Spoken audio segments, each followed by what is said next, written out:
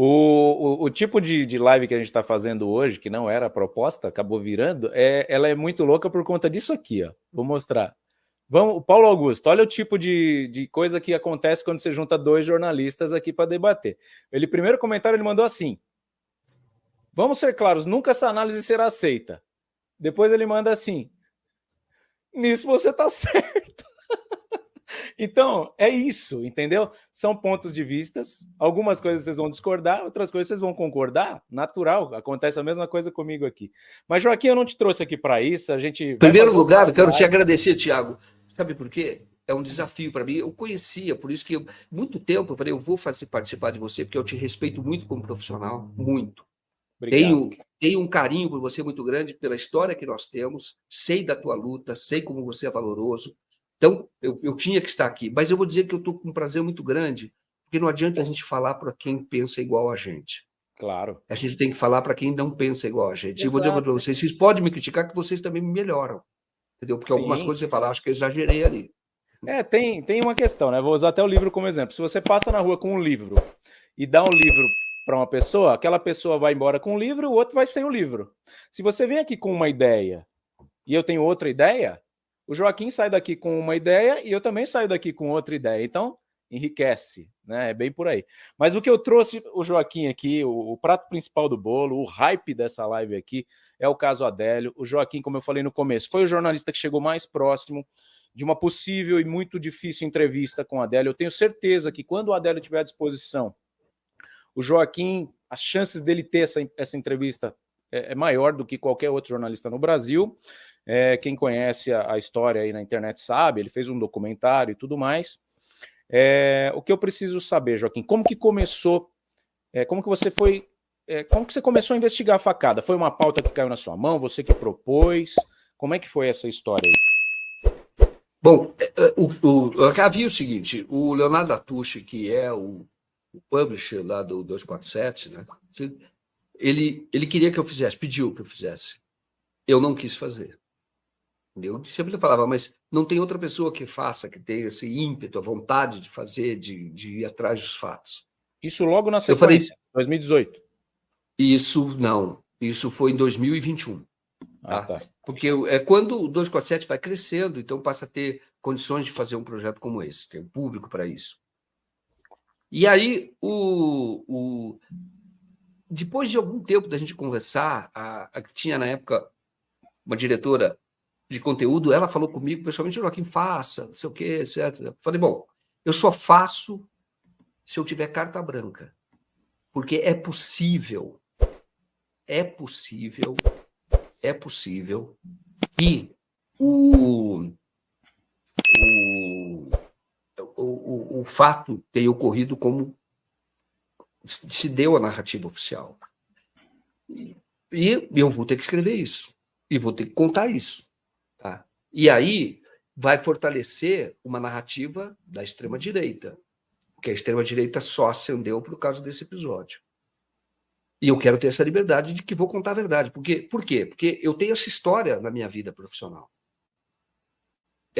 Eu escrevi um livro chamado Basta, Sensacionalismo e Farsa na Cobertura Jornalística do Assassinato de PC Farias, que justamente eu conto, e aí é outro debate, se quiser abrir, vai ser outro debate, mas eu conto porque aquele crime foi passional. Vou contra toda a opinião da imprensa, e apanhei muito por isso. Só que a minha narrativa estava certa. Tanto que os seguranças do PC foram todos absolvidos, e eu prestei depoimento nesse julgamento como perito, como informante do juiz pelo livro que eu tinha escrito. Então, eu tenho uma história nessa área, assim, não é porque o povo quer ouvir uma história que eu vou contar a história que o povo quer ouvir. Eu tenho que contar aquilo que ocorreu. E aí eu fui. Quando eu fui entrevistar, entrevistei pessoas, fui para Juiz de Fora, fiquei lá muito tempo, depois fui para Santa Catarina, fui para Juiz de Fora, fui para Florianópolis, fui para Montes Claros, fiz a apuração também em São Paulo, e isso demorou uns 3 meses de apuração. Eu vou dizer para vocês que eu dormia no começo, comecei da apuração, eu dormia 3, 4 horas. Eu acordava à noite e muito preocupado porque as coisas Não era normal. Normalmente você dorme bem. Eu não durmo tão bem, mas durmo mais do que 3 ou 4 horas, entendeu? Aí, o que acontece? Eu fiquei muito... Eu achei um dia, na internet, eu estava entrevistando as pessoas, mas daí eu achei na internet, e ali foi a chave para eu entender o caso. Esse vídeo está censurado na internet, tá? Mas eu achei um vídeo que era de um grupo que chama True or Not, possivelmente vinculado ao Anonymous, tá? E eles fizeram alguns vídeos contando as incongruências que havia na narrativa oficial. Qual é a primeira delas? E isso é que me chamou a atenção, porque daí eu fui checar e fui perseguir os fatos e vi que era aquilo mesmo. O Adélio, embora tenha sido filiado ao PSOL, o Adélio era um militante de extrema-direita. Acredite. Bolsonarista. Aí você diz assim, mas como o Bolsonaro? Naquela época não se falava em Bolsonaro, na época que ele era militante, porque a facada foi em 18, né? Ou eu chamo de suposta facada também, porque isso precisa ser, e eu vou dizer por que isso precisa ser apurado. Existem prints salvos com esses bolsonarismos do Adélio aí? Tem. Existe. Tem. E aí o que acontece?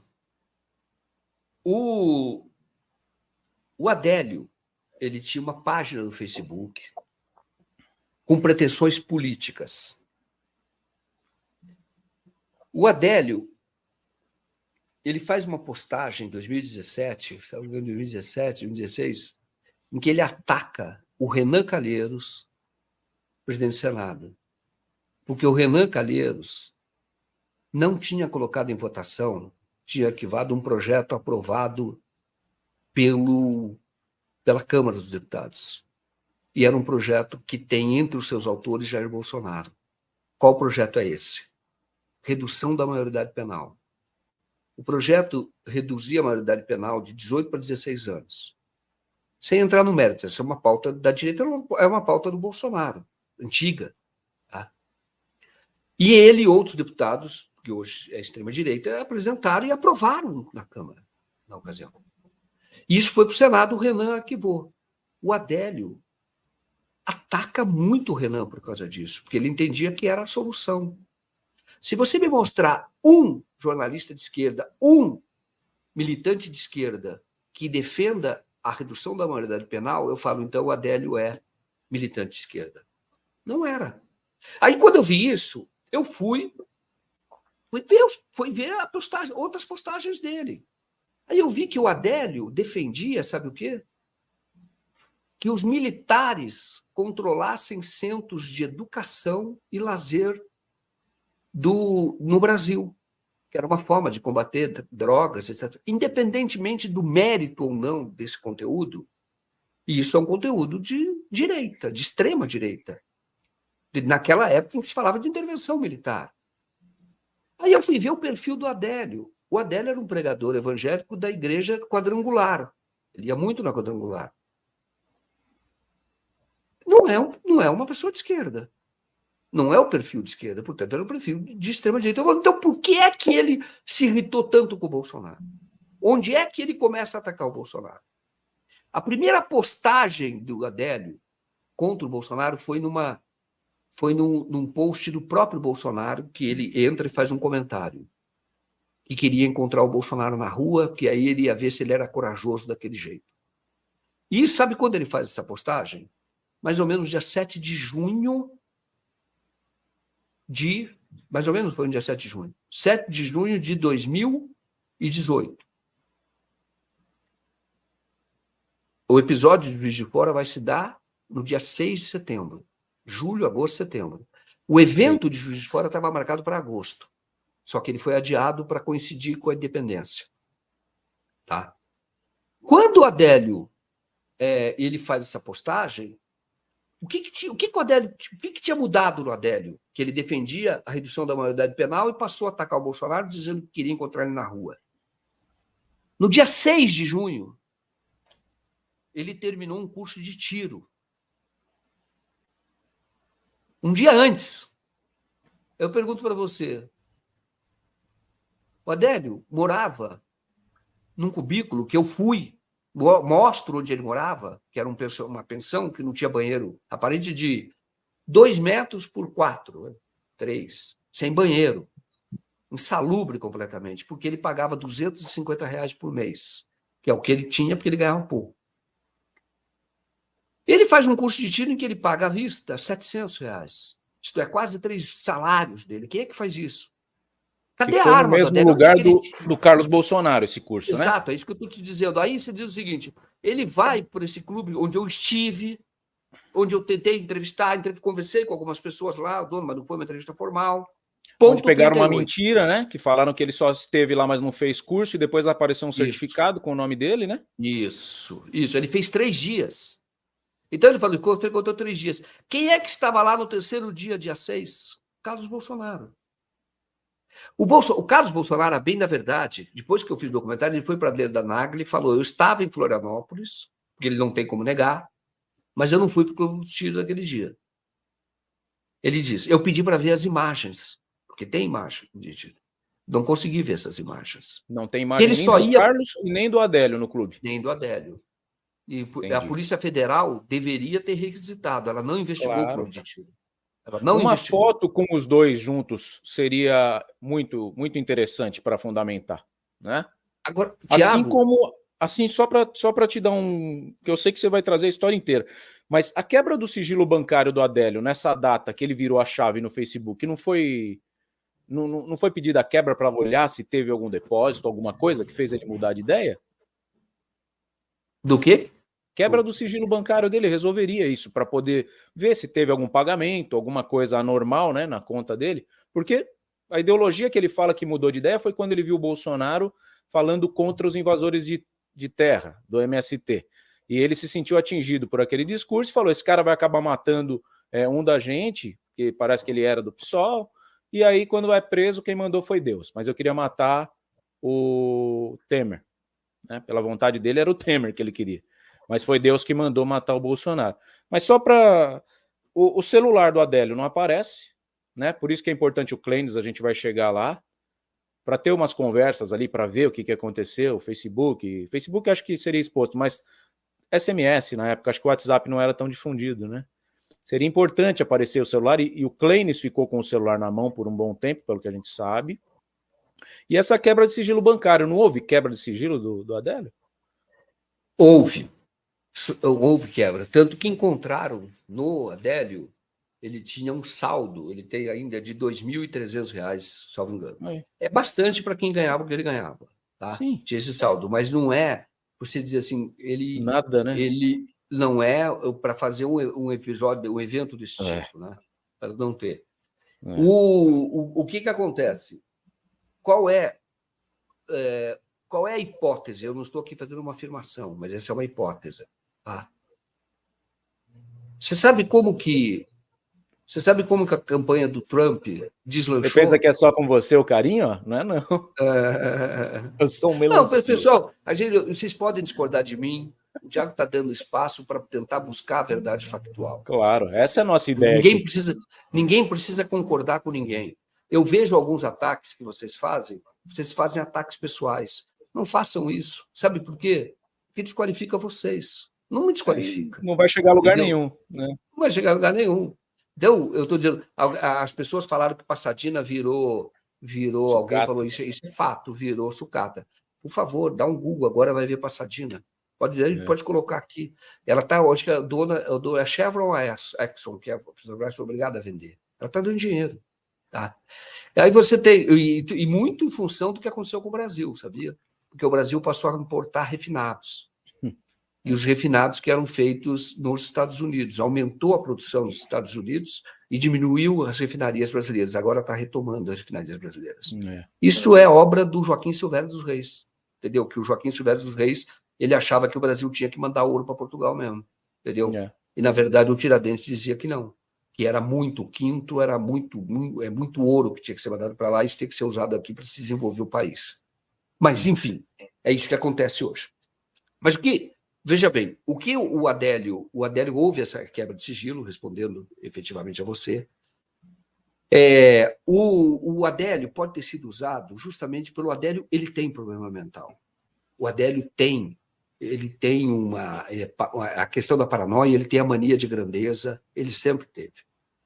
A campanha do Trump começou também com um rapaz que era inglês, era autista e tinha feito curso de tiro.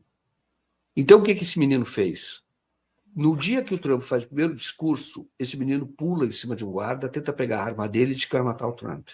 As manchetes dos jornais é que Trump começa a campanha sob ameaça de atentado. Então, isso sugere que pode ser um método para você empoderar um candidato da extrema-direita. Estou falando para você como hipótese, por favor, Sim. entenda assim. Então, eu digo assim, o Adélio... Exatamente, o Adélio ele pode ter sido cooptado, seduzido justamente pelo perfil que ele tinha. Entendeu? Isso é simples de fazer. Quando você fala da foto dele com o Carlos Bolsonaro, não tem a foto. Mas veja o documentário, que esse vídeo eu divulguei. No dia de Juiz de Fora, dia 6 de setembro, o Adélio, o evento, o Bolsonaro está em cima de um carro, discursando para a multidão. As pessoas todas que vão ver o Bolsonaro estão do lado de lá. Do lado de cá está o Carlos Bolsonaro, está fora do carro. Estão algumas pessoas que são seguranças. O Adélio passa e vai na direção do Carlos Bolsonaro. Como se ele dissesse o seguinte: estou aqui, vamos conversar. O que faz o Carlos Bolsonaro naquele momento? Ele olha para o Adélio, se tranca no carro. Aí ele vai dizer o seguinte, que o Adélio ele fala o seguinte para a Leda Nagli depois do documentário. Aquele dia eu vi o Adélio e fiquei com medo, porque era uma pessoa diferente que estava lá, e eu fiquei com medo. Eu acho que eu me protegi, porque eu acho que ele queria me matar, talvez, entendeu? Ele sugeriu isso. Ele não falou que queria me matar. Bom, a primeira incongruência. De onde ele conhecia o Adélio? Se ele não conhecia, era o quê? Era uma ameaça? Se era uma ameaça, o que ele deveria fazer? Ali tinha muitos seguranças do Bolsonaro. Tinha seguranças voluntários e tinha seguranças efetivos. O que ele deveria fazer? Chega lá, eu faria isso. Escuta, pega aquele cara lá. Suspeito. Dá uma geral nele, cara. Aquele cara é suspeito. Ele não faz isso. Aí eu analisei mais de 1000 fotos, que eu peguei as fotos que foram sendo dadas a partir daquele momento. Aí o Adélio, ele não entra mais em cena. O Adélio só vai aparecer lá embaixo, quando está chegando no final da caminhada. E aí o Clenis está atrás, quando você falou do Clenis. O Clenis, só para saber, o Clenis é um cabo da Polícia Militar que fica com o Adélio, ele é um dos que conduzem o Adélio. Tem um cara que não aparece, e eu já entrevistei, me processou e perdeu o processo, tá? Porque ele melhorou de vida a um policial militar que veio de uma cidade ali perto, chamada Guarani, uma coisa assim, que vem dali perto, ele está com uma camiseta regata, ele é muito forte, e é ele que protege o Adélio do espancamento. Não foi o Clenis, então? Que o pai do Clenis está trazendo que foi o Clenis que tomou um monte de butinada lá. Não, ele tomou também, mas o Clenis não fez esse papel. Quem tem a foto é esse outro policial, eu tenho até o nome dele, já escrevi artigo sobre isso, ele me processou e perdeu. Foi o que encontrou a faca? Não, quem encontrou a faca, aí é outra história. Nada garante que aquela faca seja a faca utilizada no evento. Essa história da faca, só para vocês entenderem, a faca foi achada no chão, entregue por um vendedor de fruta. Aí eu ainda brinquei na minha videoanálise, eu espero que ele não tenha cortado um mamão com o DNA possível do Bolsonaro, porque é demais. Você imagina a cena, pega a faca, dá para o vendedor de fruta, daqui a pouco eu venho buscar. É muito louco isso, né, Joaquim? Foi. Não, o que aconteceu foi eu conversei com essa pessoa, tá? Conversei com ela, eu morava num bairro perigoso, inclusive eu fiquei na porta da casa dele até me atender. E depois ele nunca mais atendeu. Mas ele falou aquele dia, ele falou, olha, eu estava como segurança de um outro candidato lá de Minas, e quando teve evento, eu pisei em cima de algo. Tá? Quando eu olho, era a faca. Ele falou, eu não quis me abaixar naquele momento, porque ia achar que eu era cúmplice do cara. Pois daí eles estavam conduzindo o Adélio, aí ele abaixa, ele diz a história dele. E, em vez dele entregar para a polícia, ele vai para um vendedor de frutas que estava na esquina e falou: guarda isso aí, que eu venho buscar. Aí passa mais ou menos meia hora, vai ele e um policial, que é um policial reformado, policial militar. Eles vão até lá e falam: dá aquilo que eu deixei com você. Deram e levaram para a Polícia Federal. Não tem impressão digital naquela faca, nem do Adélio, nem de ninguém. Tem elementos de DNA na lâmina. elementos DNA do Bolsonaro. Isso pode ter sido colocado em qualquer momento, mas só estou dizendo para você que você não pode aceitar essa faca como objeto do crime porque não teve a custódia garantida, a cadeia de custódia preservada. Porque foi entregue por uma pessoa que diz que essa pessoa disse que era a segurança do outro candidato. Esse outro candidato, que se elegeu deputado, eu fui atrás dele. Perguntei: fulano de tal era seu segurança? Ele falou: não tinha segurança lá. Isso é mentira. Isso é falso. Essa pessoa não prestou depoimento. Falou para mim. Eu digo para você, quando falam do Adélio como exemplo de que ele era um militante de esquerda, 20 minutos depois do evento Juiz de Fora, sai uma nota do Cacau Menezes, que é um colunista lá de Florianópolis, ligado à direita, e ele publica uma foto do Adélio numa manifestação chamada Renuncia Temer. Aí, isso sai no Jornal Nacional. Teve essa manifestação pouco antes dele fazer o curso de tiro, o clube de tiro. Renuncia Temer. E ele está na escada, e isso todo mundo diz: tá vendo? Ele estava no Fora Temer, é um cara de esquerda. Aí eu fui apurar quem é o cara que fez a manifestação que está do lado dele. As pessoas de direita devem conhecer. Chama Luciano Mergulhador. Esse cara correu risco de vida porque achava que ele estava associado à esquerda. Só que a manifestação dele era uma manifestação da direita. Porque naquele período, naquele dia que teve essa manifestação, foi durante a greve dos caminhoneiros. Durante a greve dos caminhoneiros abortou um projeto do Temer. O Temer era candidato à reeleição, pré-candidato à reeleição. E o Bolsonaro também era. Aí o Bolsonaro dá uma entrevista em que ele fala: o Temer deveria, para o bem do Brasil, o Temer deveria renunciar naquele período. Ele falou, por causa da greve. Por conta disso, no dia seguinte, o Luciano Mergulhador faz uma manifestação que é de apoio ao que tinha dito o Bolsonaro. E quem é que participa dessa manifestação? Adélio Bispo de Oliveira. Isso é fato. O Luciano Mergulhador, eu entrevistei, conversei com ele muito tempo. Ele até hoje diz o seguinte: ele falou: eu conheci o Eduardo Bolsonaro. Ninguém me defendeu, porque começaram a atacá-lo, porque quando viram a foto, falaram: ele é cúmplice do Adélio, que é o cara de esquerda. Então o Luciano Mergulhador é um filtrado na esquerda. Nunca foi. Nunca foi. Vê as militâncias dele todas. Então, de novo, não é verdade que o Adélio era um militante de esquerda. Isso é falso.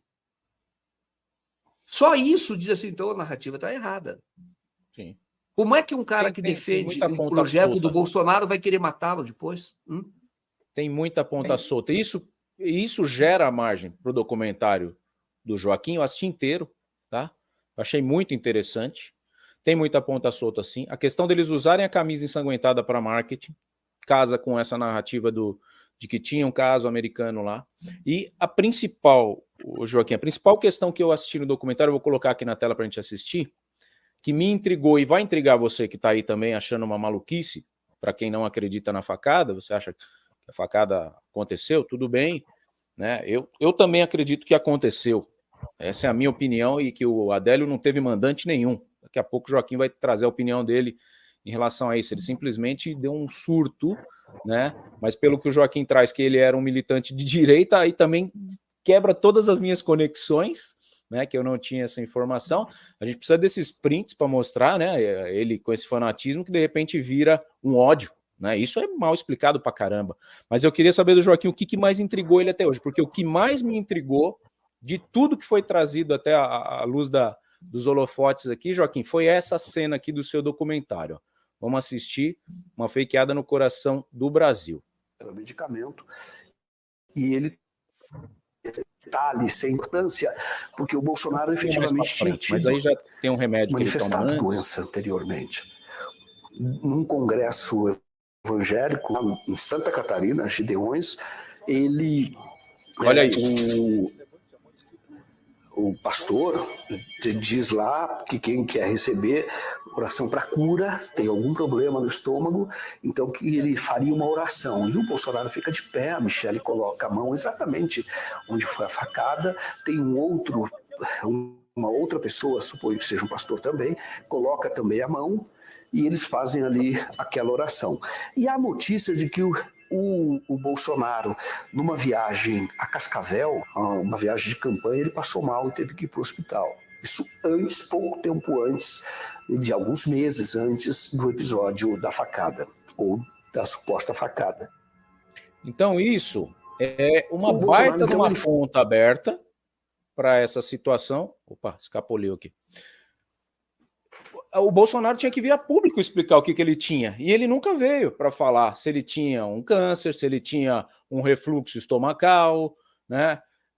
Tentou se falar com ele, Joaquim, para ver se... Sim. Porque não respondeu. Não responde, ele não respondeu, a gente procurou o Bolsonaro, procurou o Carlos Bolsonaro, e nesse caso, você fala isso, mas, por favor, deem um Google agora.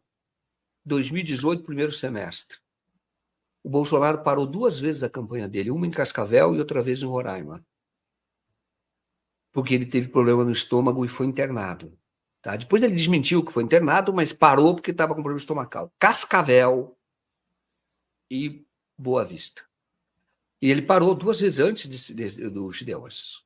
2 vezes ele teve que interromper, aí teve a notícia de que ele tinha sido internado no Hospital Militar no Rio de Janeiro, e aí, efetivamente, ele passou por lá, mas não ficou internado, e ele parou 2 vezes. Então ele tinha um problema no estômago, isso sem dúvida nenhuma. Tá? Quando você mostra aquele antes que ele tomou um remédio, que ele brinca com os fotógrafos, que era um remédio para o estômago, ele estava no evento do Hotel Trade, mostra a imagem final, e então ele chega na frente do fotógrafo, brincando, ele pega um remédio e falou: isso aqui não é Viagra não, viu? Isso é era um remédio para o estômago. Tá? Ele tinha um problema no estômago. Agora, eu não posso dizer o que é. era, ninguém sabe. Ninguém sabe, mas ele parou, era um problema que não era irrelevante. Ele para 2 vezes, não precisa dar um Google agora, não posso mudar o passado. Que ele para a campanha. E o fato, claro, dele ir para os Gideões e pedir oração no estômago. Trazendo um pouquinho para os dias atuais, isso aqui é um áudio que o Joaquim não teve. Eu não sei, o Adélio hoje ele está em Mato Grosso ou está em Minas Gerais? Ele está em Campo Grande. Ele está em Campo Grande ainda. Sim, presídio, ele está no presídio de segurança máxima, né, federal, fica isolado na cela. Ele tem hoje ele já tem uma medida, uma decisão judicial que ele vai sair. Tá? Então a discussão ele vai para um hospital, tá. E aí esse hospital, a discussão essa seria Montes Claros ou Juiz de Fora. A família mora em Montes Claros e o Adélio tem um diagnóstico, laudo de transtorno mental, e tem mesmo. Tá? Adélio tem. Isso não o habilitava para a vida social, porque ele sempre trabalhou. Pois é. Ele sempre trabalhou.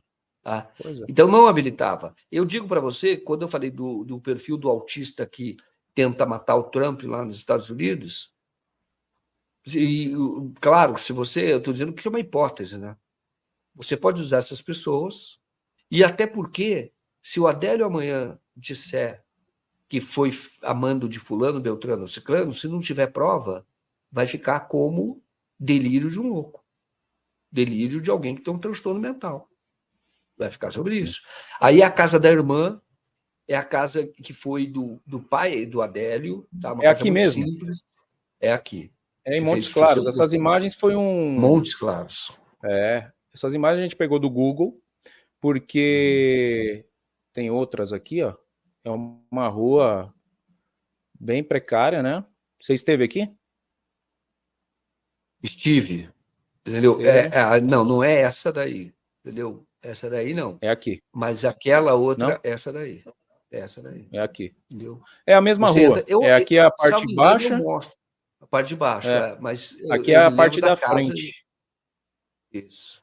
Não, mas E aquela essa casa é verde ali, está pintada de isso. verde, né?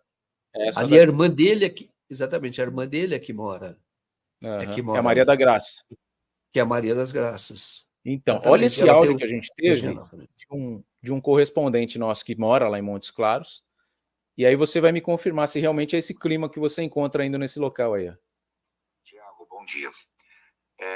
Eu tentei dar uma pesquisada aqui, procurar a família do Adélio, mas as informações que eu tive aqui não foram das melhores, não, tá? Eu tenho gente aqui influente na cidade, eu moro aqui em Montes Claros, tá? Moro aí em Guarulhos, somos vizinhos, mas eu moro aqui também em Montes Claros. Tem casa própria aqui, minha mulher é daqui da região, então eu conheço várias pessoas aqui, pessoas influentes, pessoas de família tradicional e pessoas que envolvidas em política, tudo. Então eu fui atrás dessas informações a respeito da família do Adélio. A informação que eu tive não é das melhores. Diz o seguinte: eles estão blindados, né, pela vizinhança. Eles não falam com ninguém, não conversam com ninguém, não dão entrevista. Eles tiveram proposta, a irmã dele teve proposta financeira.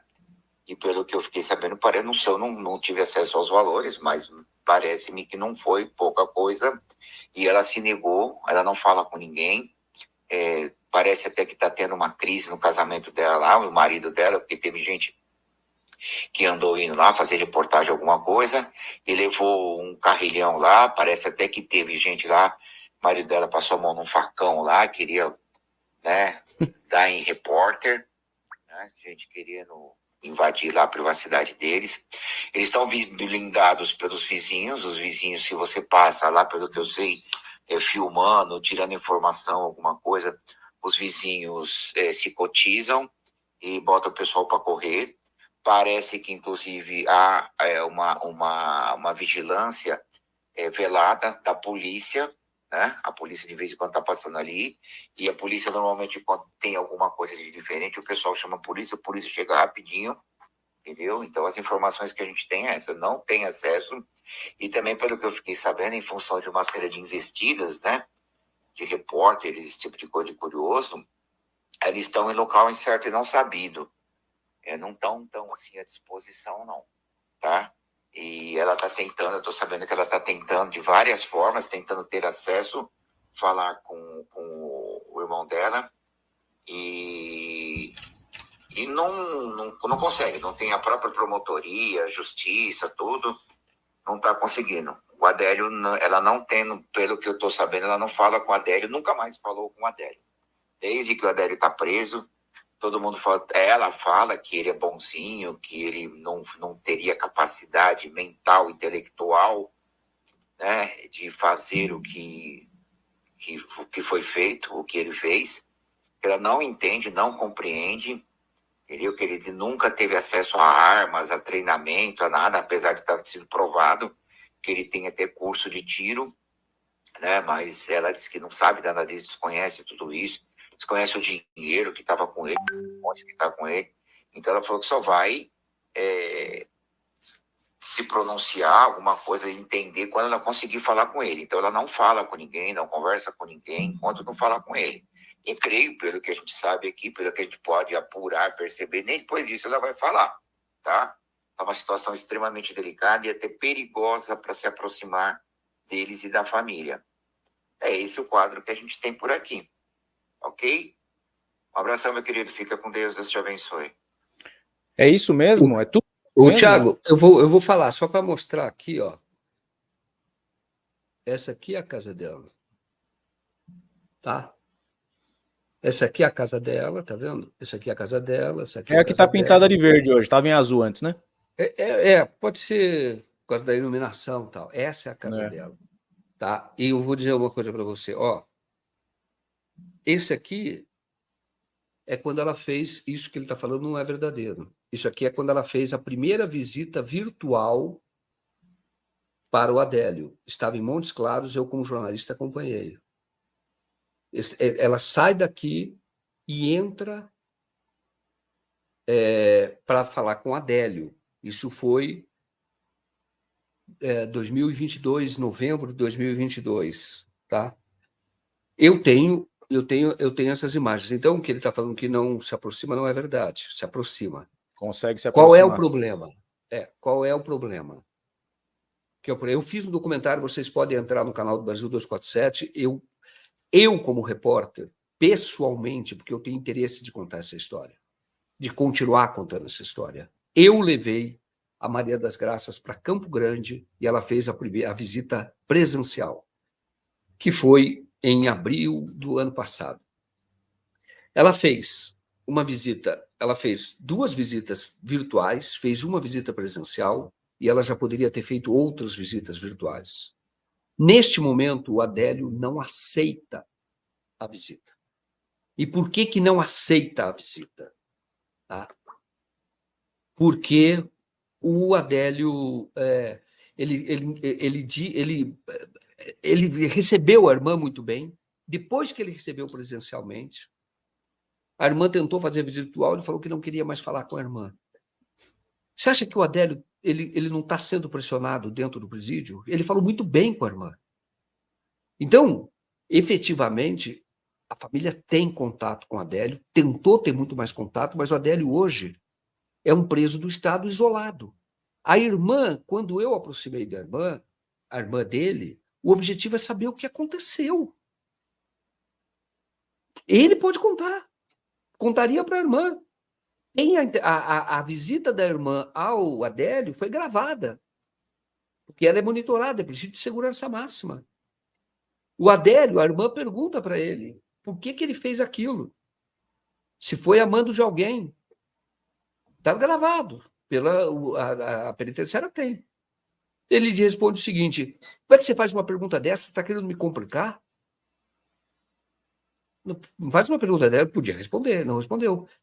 E depois, é claro, tomar cuidado, né? Ela disse que, exato, ela também que era para tomar, também falou isso, que era para tomar cuidado. E o que eu quero dizer é que, efetivamente, a família tem contato e tenta ter mais contato. Pessoal, eu vou dizer uma coisa para vocês, independentemente do que aconteceu, essa história precisa ser contada. Essa história mudou a história do Brasil. Simples assim. A história política do Brasil é uma antes e outra depois. Exatamente. O advogado é o Zanoni ainda? Não é mais. Não é mais, né? Eu mandei. Isso aqui também isso aqui é off, ó. Mostro para você. Eu chamei o Zanoni aqui, né? Falei, doutor, né? Questão do Cabrini ter sido vetado, parece que foi ele que foi junto lá e tudo mais. Isso. O doutor ainda é advogado do caso? Ele só responde assim: esse caso acabou há 4 anos. A absolvição transitou em julgado. Entendi. Só que esse caso, para você que está aí nos assistindo, acabou? Coloca aí para mim, no seu comentário, para o doutor Zanoni, saber se acabou esse caso para você, se o trânsito em julgado foi suficiente para você tirar suas conclusões. Eu acho que a gente só vai conseguir isso, Joaquim, a hora que ele sair. E a hora que ele começar a dar entrevista. Infelizmente, a gente precisa analisar não só a fala dele, mas a PNL, né? A programação neurolinguística, o comportamento, por mais que ele seja aí colocado com esse laudo que você teve acesso, pelo que você me falou, de imputável mesmo e tudo mais, eu acho que é aí que a gente vai conseguir as respostas que a gente tanto almeja, né? Mandante, você acredita que tem um mandante para esse crime, Joaquim? Ou ele agiu... Eu acho... Eu vou dizer até o que pensa a Polícia Federal nesse caso, os que investigaram. Eles não puderam fazer a investigação completa. Bom, tem 2 hipóteses, na minha opinião. Não foge daí. Ou o Adélio agiu como um lobo solitário, um episódio de surto, tá? E fez tudo aquilo, gastou para fazer isso, foi lá e matou, foi lá e deu a facada. Essa é uma hipótese. A outra hipótese, que é plausível, considerada plausível e não foi investigada, é a da linha do autoatentado. Então, foi um autoatentado. E essa é outra hipótese que não foi investigada. Quem é que sugere que foi um autoatentado? Gustavo Bebiano. Gustavo Bebiano morreu. Todos os seguranças que estavam lá foram promovidos. Alguns foram levados para dentro do Palácio Planalto, naquela ocasião do Bolsonaro. Agora eu pergunto para você, se você tem um segurança que permite que alguém vá lá e dê uma facada, você vai ficar com o cara? Mas pense bem. Você vai trocar. Foram promovidos. Isso é fato. Então, a hipótese do autoatentado existe. Agora, isso, os investigadores, o delegado, inclusive, naquela ocasião, não podiam investigar. Como é que eles vão investigar o Carlos Bolsonaro naquela ocasião? Como é que eles vão investigar essa linha? Isso não foi feito. Por isso é que não tem imagens, porque se eles pedissem imagens do clube de tiro, eles estariam investigando o Carlos Bolsonaro. Sim. Não tem. Tem o depoimento do dono do clube de tiro, dizendo que o Adélio, no dia 6, ficou mexendo no celular, no último dia, sentado numa poltrona de frente para a porta e parecia nervoso. É isso que tem.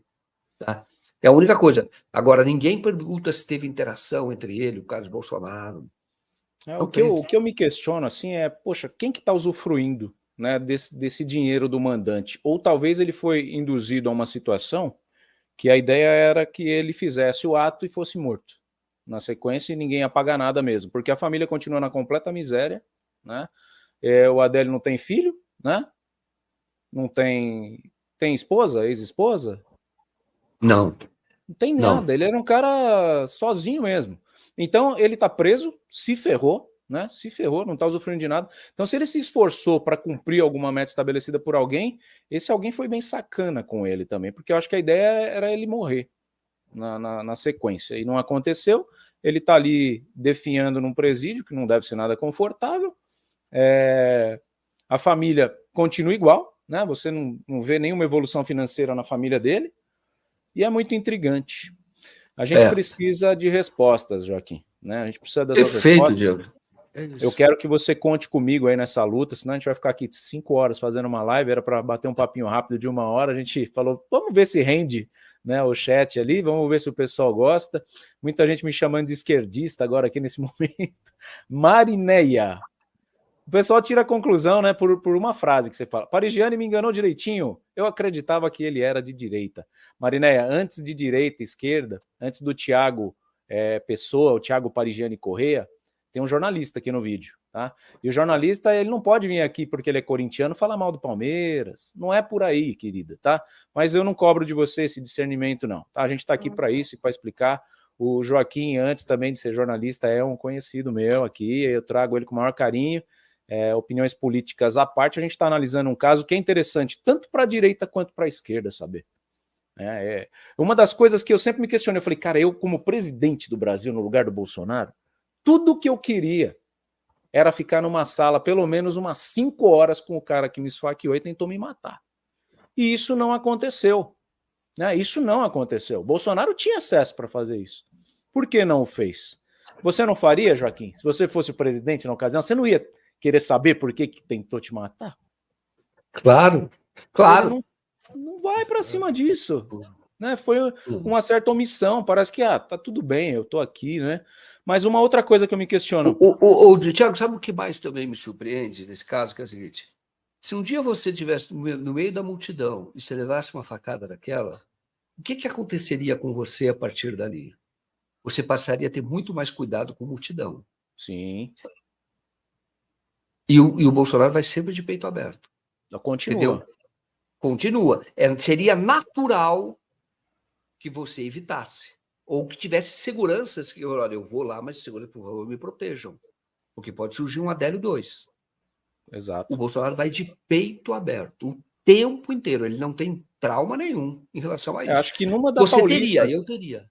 Numa da Paulista, agora ele estava de colete, parece, né? Mas a outra que teve lá num sambódromo do Rio de Janeiro, lá, numa quadra de escola de samba, ele falou, pode liberar aí, não precisa nem fazer revista. Tiago, você falou do colete, olha que coisa fantástica. O colete estava dentro do carro dele, lá no Juiz de Fora. Quem viu e quem contou para mim?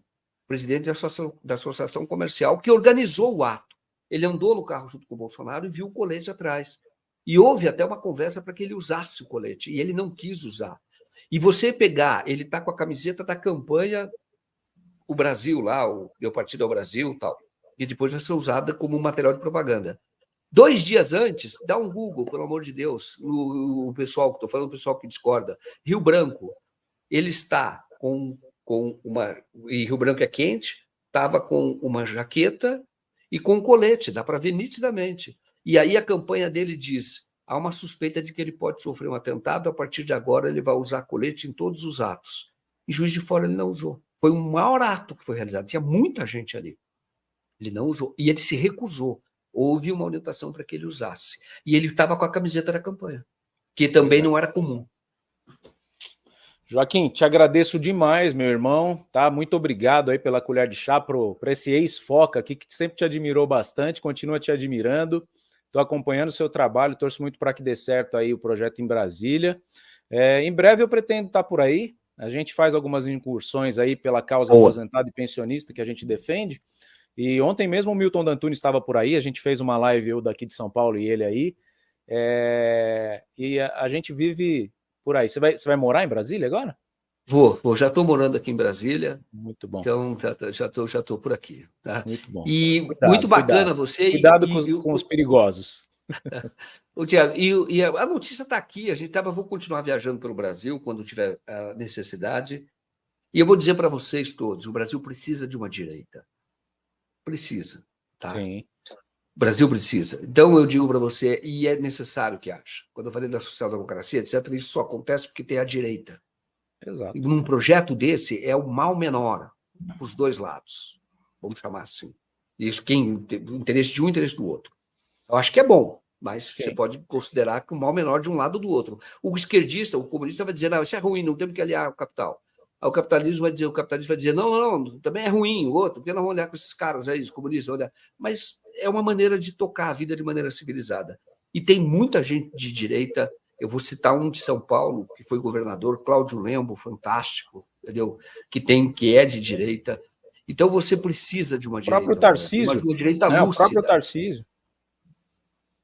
O Tarcísio, honestamente, eu falo, ele está muito identificado ainda com o Bolsonaro e tem uma polícia que hoje eu não estou gostando. Eu acho que está muito violenta, mas, de qualquer forma, não quero abrir outra polêmica aqui, nenhuma frente. Eu respeito as posições todas que vocês têm, mas precisa de uma direita esclarecida, sim. Eu acho que isso é muito importante. Maravilha. Joaquim, queria que você ficasse à vontade aí para as suas considerações finais, para a gente poder encerrar e a gente tocar o nosso dia, agradecendo sempre a audiência de todos vocês, independentemente da opinião. A gente agradece bastante todos os comentários, eu fico muito feliz de ter o Joaquim comigo aqui. Pessoal, primeiro quero dizer que isso é um marco, mais uma vez, porque a gente está falando com públicos diferentes. E nós começamos dizendo que hoje em dia todo mundo quer ouvir a sua verdade, e, portanto, a verdade é que perde, a verdade factual é que perde. Então, o que o Tiago fez hoje é corajoso, tá? E por causa da reação de vocês, mas o que eu quero dizer é que não precisa concordar comigo. Avalie só aquilo que eu falei. Quando eu falo, dá um Google, vai olhar, e vamos tentar retomar a racionalidade de um lado e de outro. Aí sim, entendeu? Precisa retomar a racionalidade, isso é dos dois lados. E é preciso para a gente saber que nós temos uma causa em comum, que é o amor pelo Brasil. Este país é muito grande. Este país, ele é um dos países mais importantes do mundo. E ele pode ser muito maior. Então, não precisamos concordar um com o outro, não. Mas a gente tem que ver se aquilo que eu estou falando faz sentido. Por isso, há recursos para vocês verificarem. E se eu tiver... Se eu disse alguma coisa para vocês que vocês não conseguirem comprovar factualmente, não vai acontecer, mas aí vocês podem me criticar. Não vai acontecer. Então, é isso. Então, muito obrigado. Eu procuro sempre dar trabalho, buscar informação, mas a gente tem um arsenal. A hora que você mostrou a casa do Adélio, eu vi na hora que a casa da irmã do Adélio, já mostrei. Daí falou, não, ele não visita o Adélio. Eu falei, mostrei a foto. Falei, tá aqui, tá visitando, estava junto. Visitou. E você fala, por que você está tão junto? Você está sempre empenhado nisso? Porque eu quero contar essa história. Independentemente do que aconteceu, ainda que seja um lobo solitário, isso mudou a história do Brasil. É preciso dar o perfil desse cara, fazer por que ele fez isso, entender. E por que um fato como esse mudou de fato a história do Brasil. Então, esse é o meu papel como repórter. Não concordem comigo, não precisam concordar comigo, também não fico ofendido. Só acho que vocês não precisam me atacar pessoalmente. Eu acho que vocês podiam maneirar na discussão, não pessoalmente, mas também não vou ficar ofendido porque eu sei quem eu sou, tá bom? Obrigado. Viu? Eles não nos conhecem pessoalmente, né? Eles conhecem aqui pela telinha, então a gente não precisa pegar. Eles conhecem só a nossa casca aqui, né? Não sabe se o Joaquim gosta de jogar bola no bastidor, gosta de pescar, não sabe nada disso. Eu, por exemplo, gosto de fazer crochê. Ah, surpreendi todo mundo agora aqui. Muito obrigado a todos vocês. A gente tenta levar num clima descontraído aqui, mas o tema é muito sério. Eu peço que, se você ficou até o final, deixa aí o seu gostei, escreve aqui embaixo, tá? Se você está assistindo na reprise, eu quero a verdade do caso Adélio Bispo, tá? Tem 2 jornalistas aqui empenhados nisso. O Joaquim já está lá na frente, mas ele pode contar comigo no que ele precisar também. Estou aqui para dar esse suporte e a gente conseguir trazer essa verdade o quanto antes. Provavelmente com a soltura do Adélio. A gente aguarda ansiosamente para que um dia a gente tenha a possibilidade de chegar mais próximo dessa verdade. Muito obrigado a todos vocês, muito obrigado de novo, Joaquim. Fica um pouquinho no backstage para a gente bater um papo. Valeu, faça como nossos governantes. Pense apenas em vocês. Se estamos aqui por você, esteja aí por nós. Pessoal, olha só, presta atenção nessa dica de ouro que eu vou te passar ela só mais uma vez, tá? O nosso manual prático anti-endividamento vem sendo um grande sucesso. Tá tirando pessoas da posição de super endividados para pessoas poupadoras de dinheiro. Principalmente você aí que está comprometido com empréstimo consignado, você que é aposentado, que é pensionista, que é servidor público e até você mesmo de carteira assinada, você sabe do que eu estou falando. Se a tua situação é essa, de pessoa super endividada, não perde tempo. Vem para cá, o Thiago Parigiani, parceiraço nosso aqui, conseguiu desenvolver esse manual prático que está mudando a vida de milhares de pessoas. A gente trouxe para você recentemente uma leva de 30 oportunidades ímpares para que você pudesse adquirir esse manual prático por apenas R$ 49,90. Infelizmente, isso acabou e voltou para o valor normal de R$ 499,90. Mas eu quero te dar uma excelente notícia agora. A gente está com um pacote novamente agora promocional, também por tempo limitado, de apenas R$ 99,90 para as 30 primeiras pessoas que entrarem em contato conosco através do link que eu vou deixar aqui à disposição de vocês.